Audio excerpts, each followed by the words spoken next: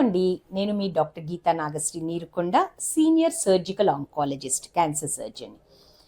Actually మా దగ్గరికి patient వచ్చి అడుగుతూ ఉంటారు. చాలామంది పేషెంట్స్ అటెండర్స్గా వచ్చినప్పుడు కొంతమంది వాళ్ళే భయంతో వస్తారు. ఏంటంటే, మా అమ్మగారికి బ్రెస్ట్ క్యాన్సర్ ఉంది, నాకు వచ్చే అవకాశం ఉందా డాక్టర్ గారు, నేను ఎలాంటి జాగ్రత్తలు తీసుకోవాలి, నాకు భయం వేస్తుంది అని ఆందోళనగా వస్తారు.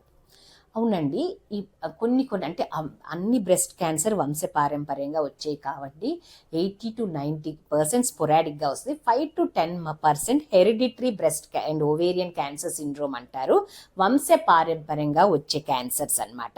ఇది ఎస్పెషల్లీ ఎప్పుడు మనం టెస్ట్ చేయించుకోవాలి, మీరు హై రిస్క్ కిందకి ఎప్పుడు వస్తారు అంటే ఇది ఒక జన్యువు ఒకళ్ళ నుంచి ఒకళ్ళకి జెనెటికల్గా ట్రాన్స్మిట్ అవుతాం వల్ల వస్తుంది. అది BRCA1 అండ్ BRCA2 జీన్స్ అంటారనమాట.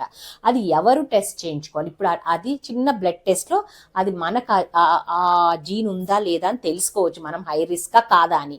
బట్ అందరికీ చేయలేం కాబట్టి ఎవరు చేయించుకోవాలి అంటే, ఎవరు హై రిస్క్ కిందకు వస్తారు అంటే, ట్రిపుల్-నెగిటివ్ బ్రెస్ట్ క్యాన్సర్ వాళ్ళు, ఏ ఏజ్ అయినా, యంగ్ ఏజ్లో బ్రెస్ట్ క్యాన్సర్ వచ్చిన వాళ్ళు, మల్టిపుల్ మెంబర్స్ ఇన్ ద ఫ్యామిలీకి బ్రెస్ట్, ఒవేరియన్ క్యాన్సర్ కానీ, pancreatic cancer, prostate cancer multiple మెంబర్స్కి ఉన్న వాళ్ళకి కానీ, లేకపోతే ఇద్దరు కన్నా ఎక్కువ మందికి మన close first degree second degree రిలేటివ్స్కి బ్రెస్ట్ క్యాన్సర్ కానీ, ఒవేరియన్ క్యాన్సర్ కానీ ఉన్న వాళ్ళు హై రిస్క్ కిందకు వస్తారనమాట. అది బైలేటరల్ బ్రెస్ట్ క్యాన్సర్ ఉన్నవాళ్ళు అండ్ ఫ్యామిలీలో మేల్ బ్రెస్ట్ క్యాన్సర్ ఉన్నవాళ్ళు, వీళ్ళందరూ కూడా హై రిస్క్ కిందకు వస్తారు. హై రిస్క్ కింద వీళ్ళు డెఫినెట్గా BRCA టెస్ట్ అనేది చేయించుకోవాలి. ఇది జస్ట్ బ్లడ్ టెస్టే. ఒకవేళ అది పాజిటివ్ వస్తాం వల్ల ముందు జాగ్రత్తలు తీసుకోవచ్చు.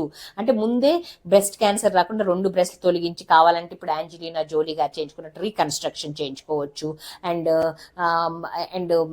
ఈ బైలేటరల్ ఓవరీస్ ఫ్యామిలీ కంప్లీట్ అయిన తర్వాత 35 దాటిన తర్వాత బైలేటరల్ ఓవరీస్ తీసేయించుకోవడం వల్ల ovarian cancer and breast cancer risk కూడా తగ్గుతుంది. కీమోప్రొఫిలాక్సిస్ ఉంటారు, కొన్ని టాబ్లెట్స్ వల్ల కూడా రిస్క్ రిడక్షన్ చేయొచ్చు అనమాట.